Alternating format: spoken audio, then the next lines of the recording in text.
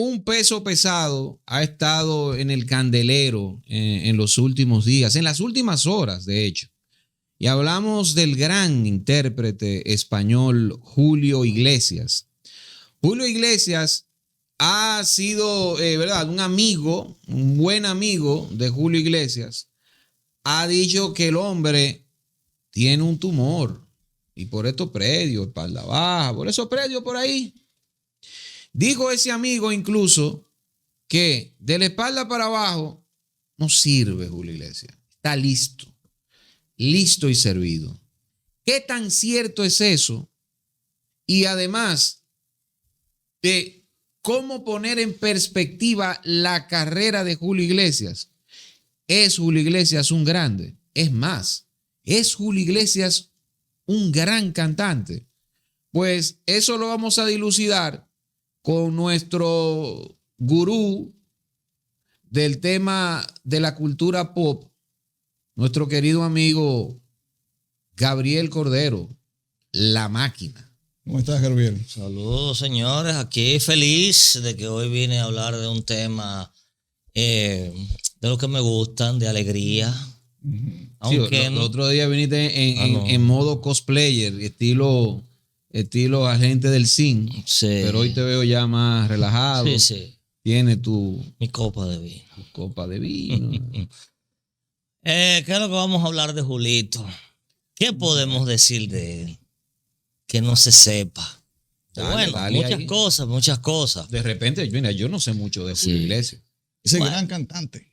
Gran cantante, sí. Vamos a analizarlo. Pero dicen que tiene un chorrito de voz. Sí, vamos a analizarlo. No tenemos un programa completo para hablar de eso. La carretera. Y ya. Tranquilo.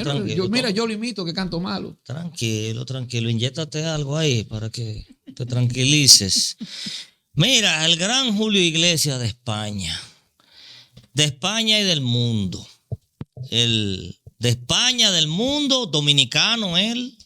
Es dominicano, porque él se nacionalizó dominicano luego de comprar propiedades ahí en Punta Cana, creo que en Casa de Campo también, y se ha mantenido en los últimos, yo diría, 30 años o más, viviendo entre Miami, Marbella, allá en España, y aquí.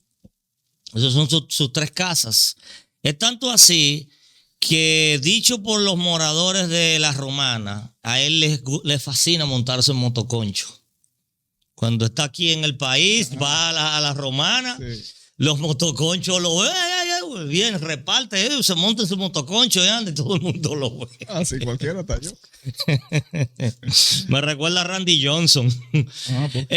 Tú sabes que Julio Iglesias comenzó su carrera artística, la más exitosa de todos los tiempos de artista alguno, no solo de habla hispana, podríamos decir casi mundial, por casualidad, por un grave accidente que le pasó a él. Él era futbolista, esa era su gran pasión, eso era lo que él sabía, jugar fútbol, y llegó a lo más alto, a lo que quiera alcanzar cualquiera que se dedique a un deporte. Llegó a ser portero del Real Madrid, o sea, firmó para ser el portero del Real Madrid. Y el día anterior, la noche anterior a su cumpleaños número 19, ya estando firmado para ser portero del Real Madrid, se va de bonche con unos amigos y en el carro se trayan. Caen interno al hospital todos y él quedó prácticamente paralítico. Wow. Paralítico, una lesión en la columna, las piernas, terrible. No podía caminar, un desastre, paralítico. No hay más nada que hablar. Y él se llenó de tristeza porque ya tú sabes qué es lo que significaba eso. Se acabó su carrera de futbolista, imagínate tú. Y en las terapias duró 6 meses postrado en una cama. En las terapias, su depresión, su tristeza, las manos no le respondían bien. Un personaje que podemos decir que es alguien que debería de ser un clásico de la música popular de todos los tiempos por algo que hizo. Algo que hizo. Es el señor Eladio Magdaleno. No fue que lo pronuncié mal, es así mismo, Madaleno. No es Magdaleno, como la gente piensa, no, Madaleno, Eladio Madaleno. Que era un enfermero del hospital donde estaba interno Julio Iglesias, el joven Julio Iglesias, que le estaba dando terapia, lo veía deprimido, lo veía que no respondía bien al tratamiento con las manos y eso. Le regaló una vieja guitarra que él tenía ahí en su casa. Toma, muchacho, ponte ahí, aprende ahí a tocar eso. Entonces Julio Iglesias, para entretenerse, para ahogar su pena. Y como terapia también. Y como terapia también, comenzó a aprender a tocar la guitarra y comenzó a escribir unos poemas y a cantar. Y ahí fue que nació, de eso fue que nació el gran Julio Iglesias que hemos tenido por los últimos casi 60 años. El artista más exitoso de todos los tiempos. Wow. Sí. Él luego que se recuperó, que salió de eso ya, porque el tipo es un luchador, un fajador. Toda su vida ha sido así. Comenzó a tocar en clubes, no porque lo necesitara económicamente, sino por entretenimiento, por el hecho de que él era popi. Digamos, el papá de él, Julio Iglesias también. Julio Iglesias padre era médico, un buen médico allá en España, y era una familia acomodada. Entonces él cogió para Inglaterra, ya tú sabes que él estaba en buena posición económica. ¿Estamos hablando en qué año más o menos? Estamos hablando de cuando él cumplió los 19, el tratamiento duró, digamos, 6 meses, casi un año. Estamos hablando del año 1963, 64. Fue a Inglaterra porque quería estudiar inglés, quería aprender inglés. Allá tocaba en algunos clubes. Canciones de artistas famosos de la época. Él tocaba en unos clubes así, covers y todo eso.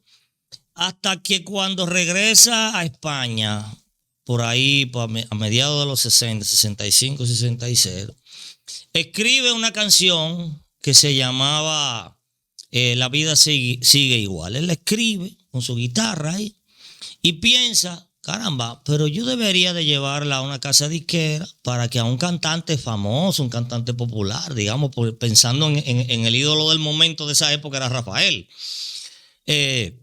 o quien sea, la cante. Cuando habla con el director de la casa disquera, él le muestra la canción en un cassette, lo oye y le dice, pero ¿por qué no la grabas tú?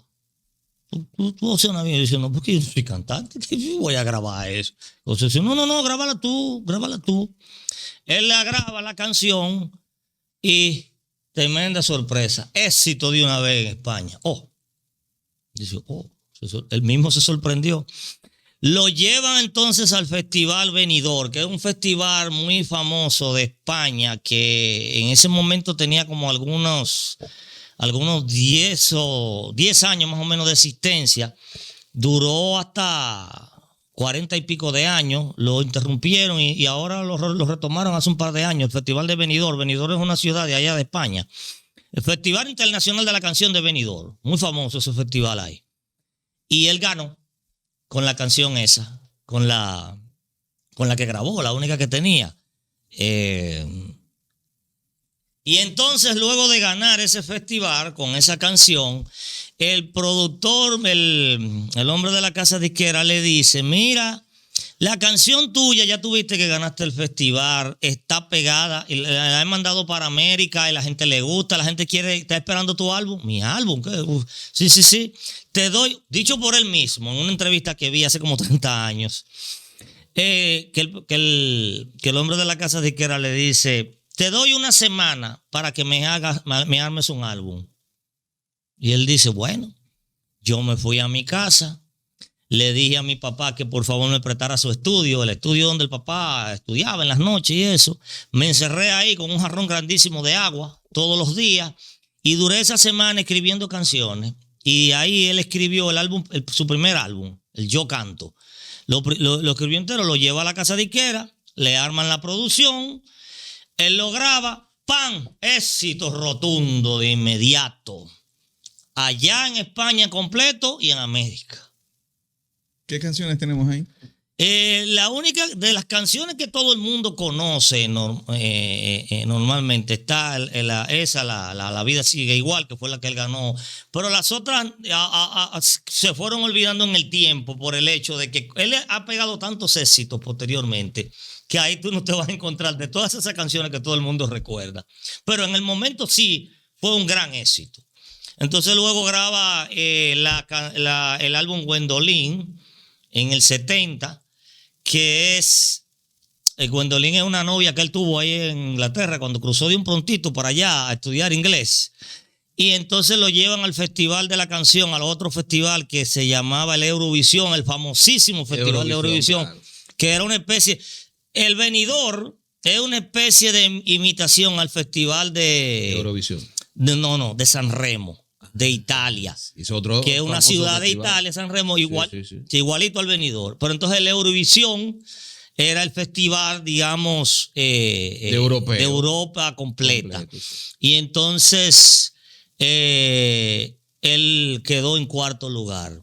Logro que nunca lo había tenido España, porque el gran Rafael, que era el monstruo en ese momento, y toda la vida lo ha sido, pero el artista más famoso de España en ese momento había ido 2 veces a Eurovisión y había llegado en el 6º lugar.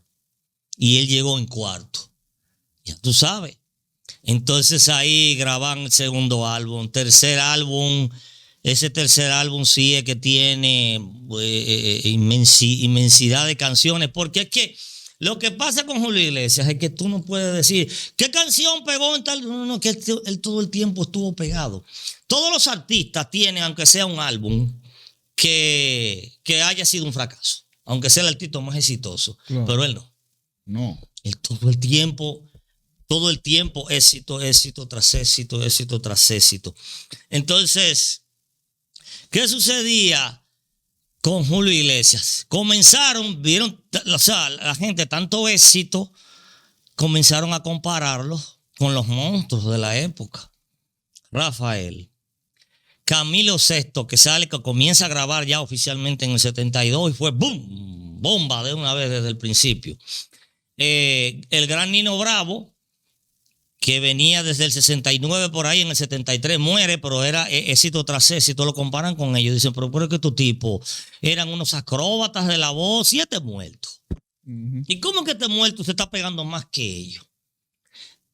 Aquí viene lo que tú me preguntabas. Julio Iglesias no tenía técnica de canto como tenían aquellos, porque aquellos sí estudiaron canto. Aquellos eran cantantes desde chiquitos. Rafael era cantante en el coro de su iglesia, de su escuela, que en una ocasión inclusive, por ser tan mal estudiante, lo botaron de la escuela. Y el padre, el párroco salesiano, fue y le dijo a los profesores, no. ¿Dónde está el muchacho? ¿Dónde está Falín? Era que le decían ellos de apodo. No, él está en su casa, lo botamos. Y él fue a la casa. No, venga, traigan al muchacho para acá, porque es que el coro se me va a caer. Lo mismo pasaba con Camilo VI. Camilo VI era el ruiseñor del coro de su escuela, ¿verdad? Nino Bravo, un tipo con una preparación inigualable. Pero Julio Iglesias, como les dije a ustedes, no tenía en su mente ser cantante, ¿verdad?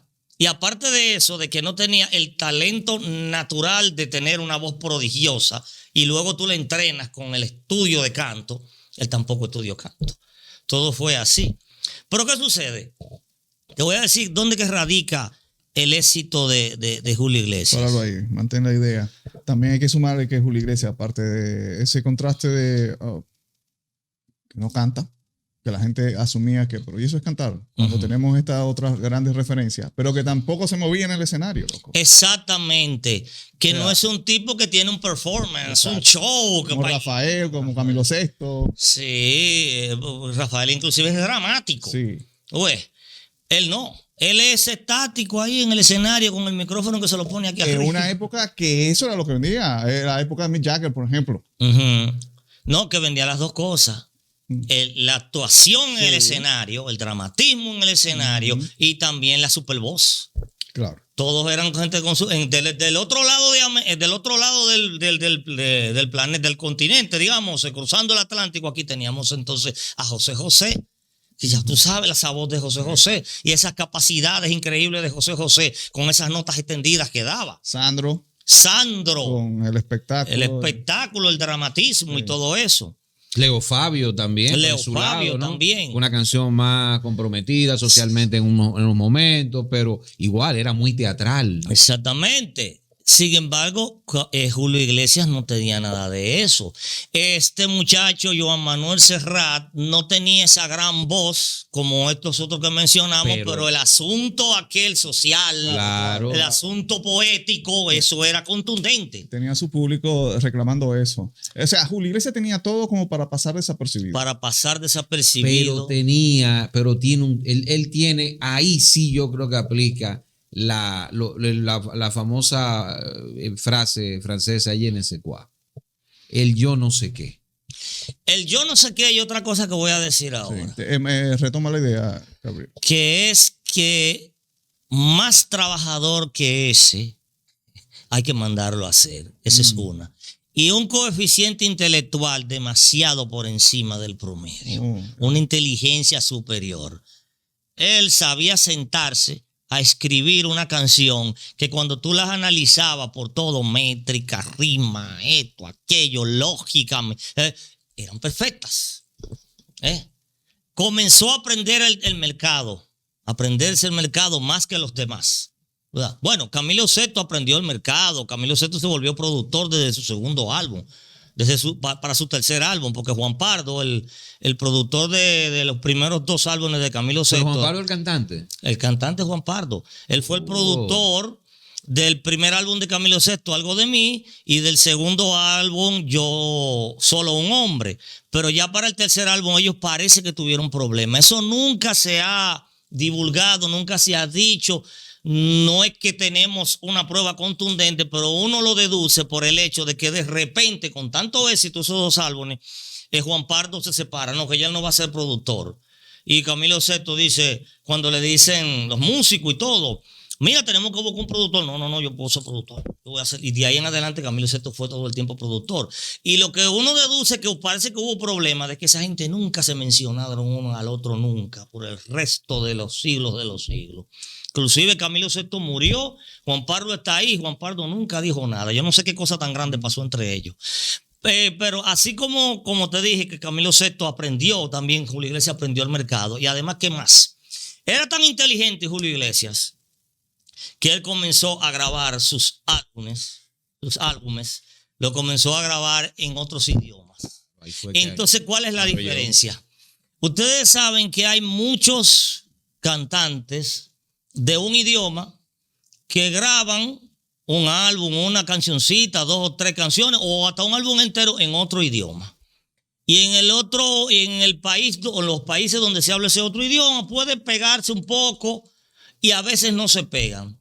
Pero entonces Julio Iglesias grababa álbumes en francés, en inglés, ya para los 80 fue que comenzó en el inglés, pero más para atrás en francés, en italiano, sí, en alemán, en japonés. O sea, se le calculan 14 idiomas. Y en todo se pegaba.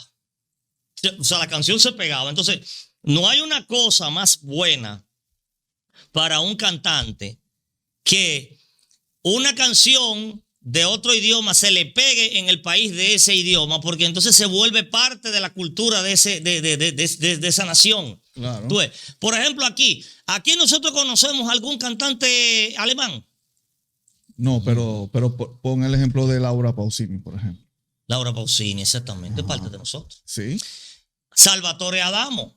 Eso es parte de la cultura de todo el que vivió los 60, 70, 80. Adamo lo tiene ahí. Nicola Di Bari. Claro. Tú ves. Y lo asumen con un cariño mucho más especial que su país. No tuvo el impacto en República Dominicana, pero en Sudamérica barrió Rafael Acarrá. Ah, sí. En Sudamérica él asume, para Argentina la asume como de ella. Muy bonita ella. La hermosa Rafaela Carrá. Sí. Y exactamente. Sí, pero lo del idioma, o sea, un cantante que viene, que habla otro idioma y que se mete a un mercado. Sí, pero es que ahí vamos, tenemos raíces culturales y hasta un poco idiomáticas similares, ¿no? Uh-huh. Italiano, portugueses. españoles. Pero el problema es que él grababa también en los idiomas enredados. Él grababa en todo. En alemán, Claro. en japonés. Y entonces se pegó en todo. En Japón él es un ídolo. Es un fenómeno. En Japón él llegó a hacer conciertos de 200,000 personas, de digamos 400,000 personas entre días. Sí. Una cosa así, una cosa increíble. Los japoneses son rarísimos porque a los japoneses les gusta la cultura occidental. Los japoneses, bueno, la Orquesta de la Luz. Y en China. Salsa. Sí. En español. Y en China, por ejemplo, Eso está raro, man. a él le dieron en los 90, por ahí más o menos, un cantante muy famoso, Lang Lang, de allá, de China, uno de los cantantes más famosos de China, Sí, me suena. le entregó a él un premio que lo llevaron allá a la empresa Sony a dárselo, de el cantante internacional en China, el cantante internacional más exitoso de todos los tiempos, en China. En Ya. Ya ahí se Ya. jodió. Como ¿Tú quieres más de ahí? como dicen los amigos de Aposento TV, Pastor Adrián, se murió el diablo. ¿Tú escuchaste en los años 80 una teoría que decía que él había hecho un pacto con el diablo en el momento en que cayó en cama? Sí, pero tú sabes que siempre dicen esos disparates. No, pero Disparates, siempre lo dicen. Porque fíjate una cosa, aquí radicaba, no que pacto con el diablo, era su inteligencia superior. ¿Tú qué hacía él? Aquí vino, por ejemplo, Charles Aznavour, que es un hombre de nosotros, Legendario Charles. con tantas canciones, La Bohemia, Claro. Muy Buen Aniversario, todo eso, son clásicos de clásicos aquí. Yo te daré calor. Lo, Yo pre- te daré sí. calor. Lo presentaron en el programa del Canal 7 que le hacía competencia al show del mediodía porque ese era el año de las guerras de las El papeletas. Sabro Show. Sabrocho. Estamos hablando del 86 por ahí, ¿eh? 85, 86. Fue en el 84, creo. ¿Tú crees? Yo creo que No, fue 85, 86. 86. Pero yo 86. recuerdo, como quiera, fue 85, 86, recuerdo clarito como ahora, que él va, comienza a cantar y cuando lo van a entrevistar, lo tenían que entrevistar Julie Carlos, que la gente de Leonel Almonte se la llevó, la sacó del chorro y se la llevó para allá. Y ella tenía que traducir porque él no hablaba español. Charles Aznavour no hablaba español. Y mira tan lindo que canta en español. Claro. También que se oye, no hablaba Y español. Julie Carlos, que habla francés. Habla francés e inglés. Habla francés, inglés. Una políglota. Sí, Y políglota. por ejemplo, Adamo, yo tengo entendido que él vino a aprender a hablar español después de los éxitos, pero él no hablaba. Pero Porque- Julio Iglesias sí hablaba esos Ah, idiomas. La iglesia sí hablaba Chino. ese idioma. Bueno, chino yo no te puedo decir. ya. Porque Pero yo francés quisiera hablaba ver, muy bien. pero el francés y en italiano, y lo hablaba con una naturalidad. Sí. Que tú sabes que tú puedes conocer un idioma, aprendértelo bien, hablar bien en él, pero como no es tu primer idioma, tú no puedes hacer lo que tú haces en tu idioma natal, que es que, por ejemplo, yo te estoy hablando a ti, tú me estás contestando, y si Maracayo me dice una cosa, yo lo entiendo, no, espérate, que eso es tal cosa, y tú me hablas al mismo tiempo y el cerebro lo procesa todo bien, pero cuando es otro idioma, aunque yo lo sepa bien, yo no puedo hacer eso. Si me habla así de repente, tengo que parar, espérate, dime de nuevo. ¿Tú entiendes? Aunque yo conozca bien el idioma. Pues Julio Iglesias lo vi yo en el canal RAI, que se llama, de italiano. Rai, sí. Hablando con La el televisión presentador, pública italiana. gente del público hablándole, otro más presentador, y él hablaba con todo así como si fuera su idioma natural, italiano. Y así lo hace en francés y japonés. O sea, él es uno, yo diría que el único cantante que no solo canta en un idioma, sino que también habla ese idioma. Oye, Buen dato. una cosa tremenda. Y tengo entendido también que él hacía la mayoría de las traducciones, las adaptaciones a los idiomas que él, un tipo con una inteligencia. Porque, por ejemplo, mira, Nelson Ney, el gran Nelson Ney, que tú sabes que su Cantante brasileño. idioma natural es portugués. Sí. Las canciones famosas todas que conocemos de Nelson Ney, escritas por él, el que le hacía la adaptación en español era el gran Tite Curé. ¿Te recuerdas No de Tite relaja. Curé? Tite Curé, El legendario compositor de la salsa. El legendario compositor de la salsa. Claro. Más de 500 canciones a los salseros diferentes. ¿Cómo? O sea, era Tite Curé. Porque Tite Curé sabía portugués. Y entonces yo no era cualquiera que supiera portugués. Yo necesitaba una persona Que supiera también- portugués y que adaptara que supiera lo adaptara. música, que supiera Claro. escribir. Entonces a él le llegaban las canciones de Nelson Ney, él la traducía y luego la adaptaba a canción. Pues por esa razón que inclusive Qué dato, qué Tite dato. Curé, tú sabes que Nelson Ney tiene una canción que se llama Me marcho lejos. Me marcho lejos se pegó en la voz de Nelson Nez, con la traducción, claro, de Tite Curé. Y entonces Tite Curé también agarró, claro, pidiéndole permiso a Nelson Nez, pagando los derechos que son, le hizo una adaptación al Niño Bonito de la Fania, Ismael Miranda. La misma canción, pero en vez de decir me marcho lejos, le puso me voy ahora, que es la misma canción, y eso era Tite Curé. Claro. Y Roberto Carlos también se ha auxiliado de personas que le hagan sus traducciones, pero Julio Iglesias se fajaba a hacer su tradición. Entonces es un tipo genial. Claro. Entonces él tiene lo principal, que es algo en la voz, algo en el timbre de su voz, en su metal de voz, como en la estructura de su voz, que desde que la gente lo oye, lo identifique, le gusta. Le gusta. Y él siempre se ha burlado de su voz, él mismo. Porque él decía, es que yo no soy cantante, yo canto malo, decía él. Y cuando se ponía a cantar dúos con alguien muy capacitado, como una vez que lo vi yo haciendo un dúo con Plácido Domingo, sentado en el piano, era algo improvisado que estaban haciendo. En los momentos que Plácido Domingo venía con una nota alta, con su voz de tenor así fuerte, cuando le tocaba a Julio Iglesias que tenía que subir ahí, él subía, entonces se agarraba aquí y se reía. Sí, él mismo se ha burlado de su voz. Pero ¿qué es lo que él tiene? No es lo que dice la gente, mucha gente, muchos detractores de él. Por ejemplo, los rafaelitas furibundos, que yo soy rafaelista, más rafaelista que todo lo demás, y camilista también.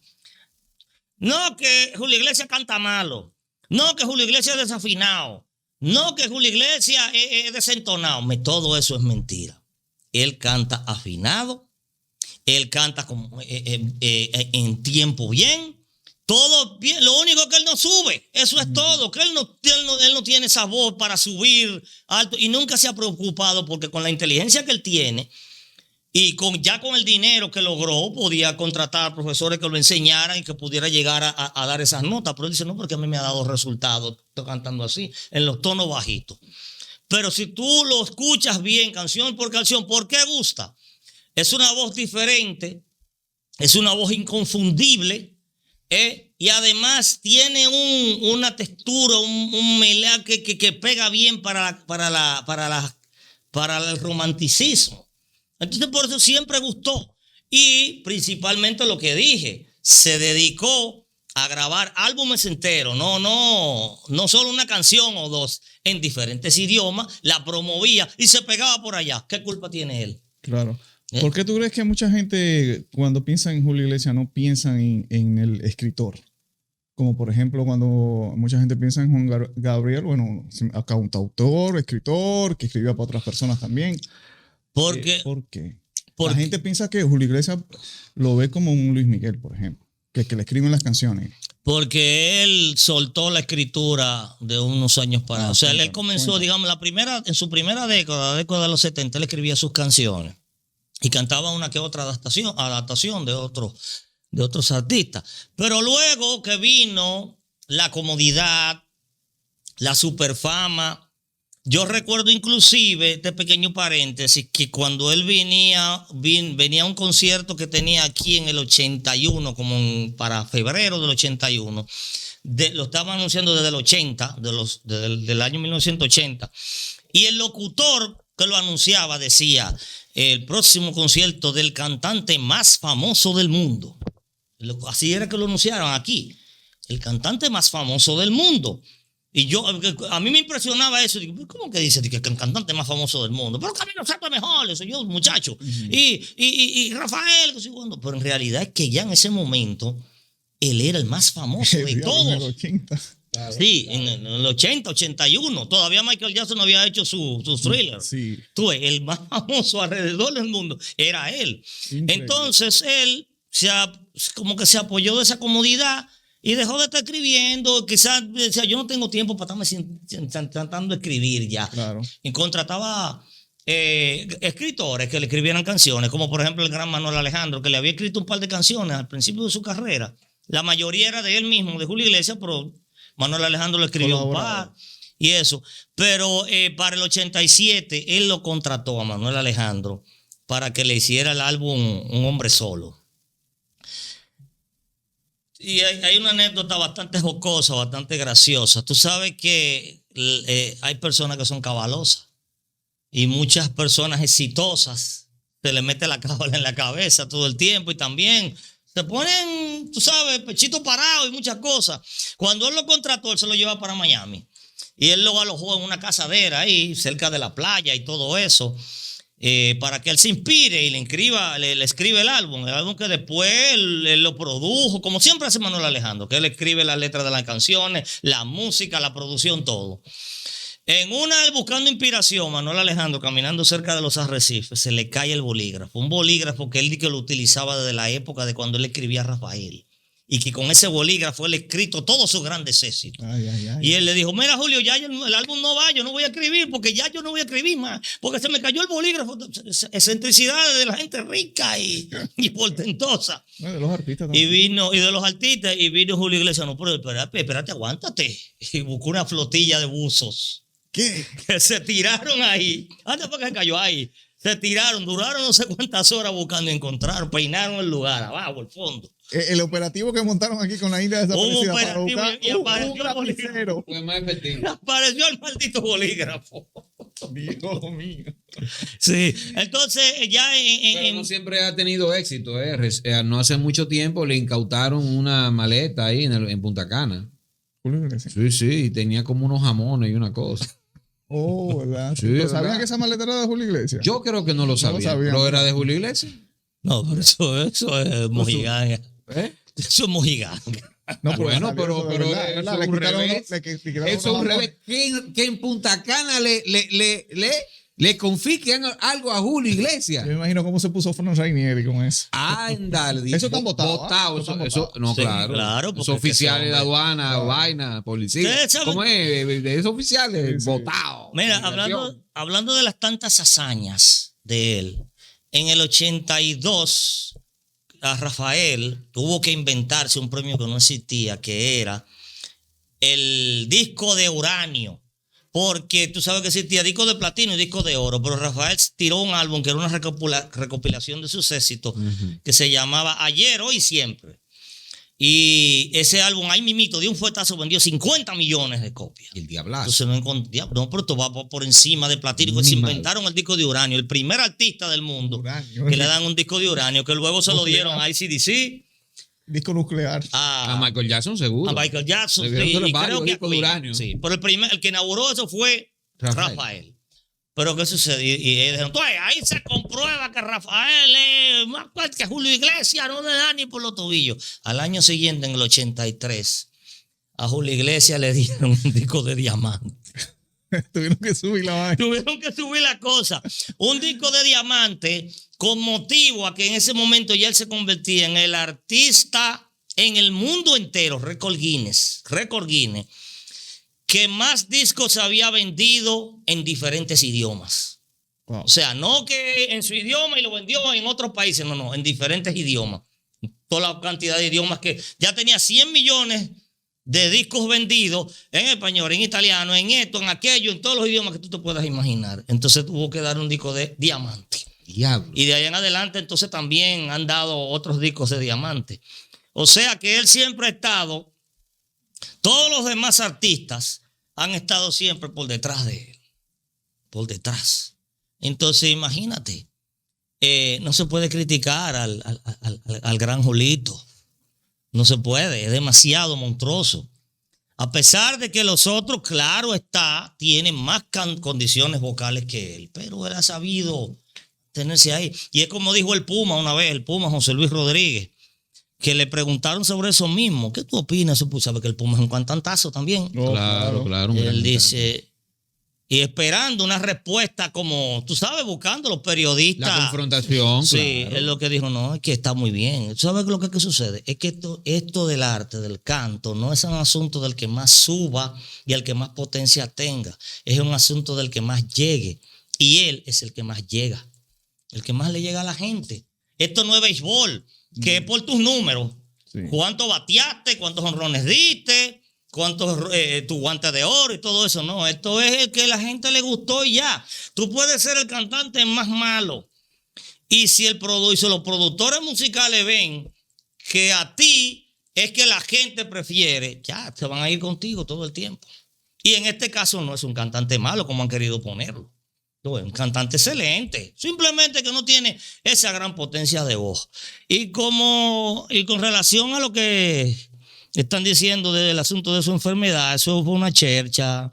¿Sabe por qué? Porque lo desmintió. Okay. Ahora, él dice, él dijo, no, fulano es amigo mío, Carlos Herrera se llama, el periodista, que es amigo de él, que fue que tiró la bola.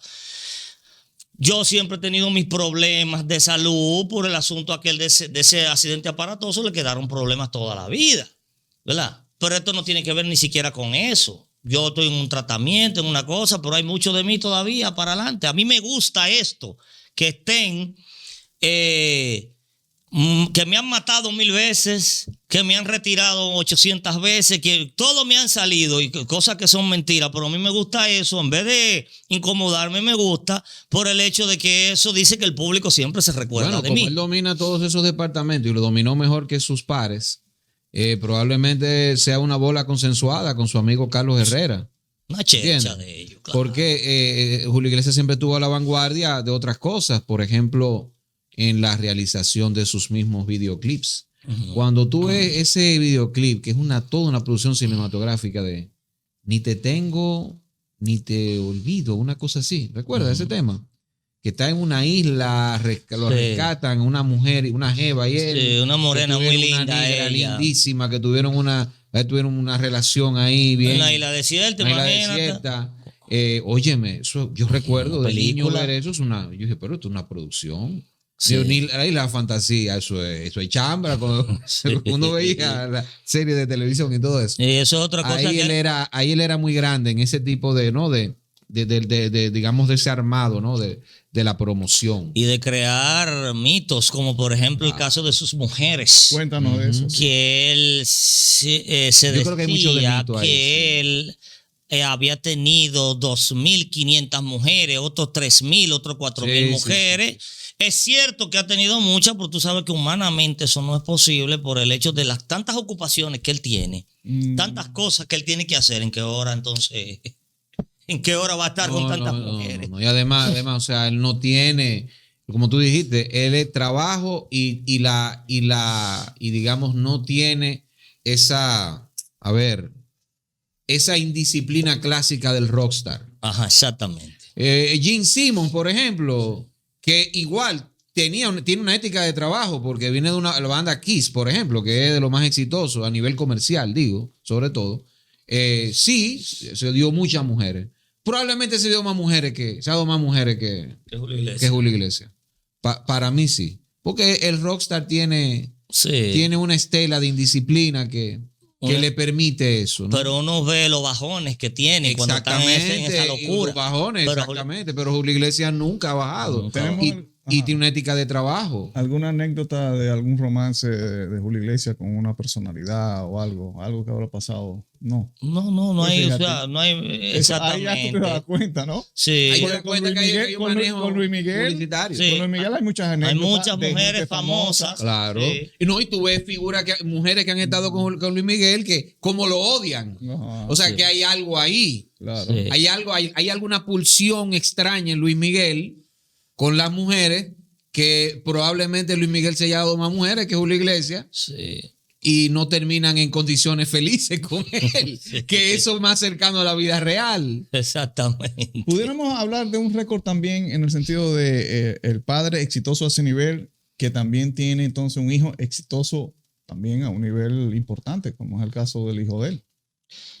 Yo creo que sí. ¿Tú recuerdas otra pareja? No recuerdo otra pareja de padre e hijo que así. Han habido muchos padres e hijos que se dedican a lo mismo, pero con ese grado de éxito, porque Enrique Iglesias ha sido exitosísimo. Sí. Y también es un ejemplo de trabajo. No tiene una gran voz, es como su padre, ¿eh? Como su padre. No tiene una gran voz, pero tiene mucho carisma, como sí lo tiene su padre. Y trabaja. Y tiene algo que no tiene su padre. Parece que se consagró mucho más a la familia. Y tú lo ves que hasta se ha semi-retirado, digamos. y se ha dedicado a su familia, se ha consagrado a su familia y se nota eso. Sí. Julio, él estuvo casado con Isabel Presley, que no tiene nada que ver con Elvis Presley. Esta es Presley. Presley. Sí, se divorciaron a finales de los 70. Filipina ella. Sí. De nacional, o sea, de origen filipino. Supuestamente que por una infidelidad de ella, pero eso es los rumores. Y luego entonces él no se casó, él como que se amancebó fue con la muchacha modelo holandesa que se llamaba Miranda, un apellido ahí raro, y tuvieron 5 hijos. Y él se instaló ahí en Punta Cana ahí con ella y duraron muchísimos años. Me parece que están separados ahora, pero eso tampoco es algo que se haya confirmado. Pero es un hombre muy rico. Sí, acá es el más rico de los artistas. Rico. La revista Forbes hace unos años publicó una cantidad, no recuerdo ahora, pero era sé yo, nada más en ventas de discos. 500 millones de dólares, una cosa así. Sí, porque nada más en ventas de discos él tiene por encima de los 300 millones. Imagínate. Nada más en ventas de discos. Imagínate. Cuando se vendían discos. Sí. Bueno, no vamos a que en los comentarios digan qué otro artista quieren que Gabriel pues venga aquí a hablar de ello. Pero de esa época, ¿eh? De esa época. No, y también Gabriel es experto en rock, así que dentro de la lista puede mencionar, bueno, sí, qué sé yo, un Jimi Hendrix, Jim Morrison. Lo que ustedes quieran. Jim Morrison. Me gusta ese. ¿Sabe que se murió Val Kilmer ayer? Ya Val Kilmer siempre lo asoció con Jim Morrison porque él lo personificó en la película The Doors. Dicen que Jim Morrison lo poseyó. No, lo poseyó. Es que Val Kilmer era obsesivo con sus personajes. Y cuando tú ves el documental Val, que es excelentísimo, tú notas ahí que se consagró el tipo de tal manera, grabó, porque él grababa todo. O sea, la peculiaridad que tiene el documental es que es para mí un prodigio de montaje, porque son imágenes o sea, Val grabó cosas toda su vida y en los rodajes él grababa todo. Entonces él grabó su audición con Oliver Stone, el director de la película de Doors.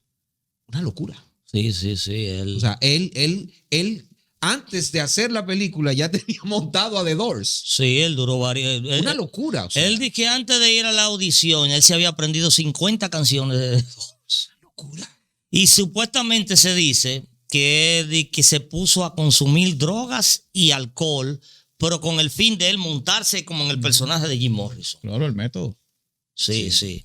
Un tipo comprometido. Sí. Y complicado también. Decían que ese era el actor más difícil de trabajar en Hollywood en su época. Sí. La Quinta Pata, José Maracayo, Edwin Cruz aquí con La Máquina, con Gabriel Cordero, ¿no? Hablándonos del gran Julio Iglesias. Recuerda suscribirte, activar campanita, darle a me gusta para seguir creciendo, compartir todo eso. Recuerda que estamos en el canal 503 de Win TVO para el Gran Santo Domingo, Siembra TV, de 1 a 2 de la tarde, de 9 a 10 de la noche la retransmisión. Además, nos puedes ver en una amplia red de canales de cable en el Cibao Central y en el este del país a través de la señal de Telecable Nacional en Higüey.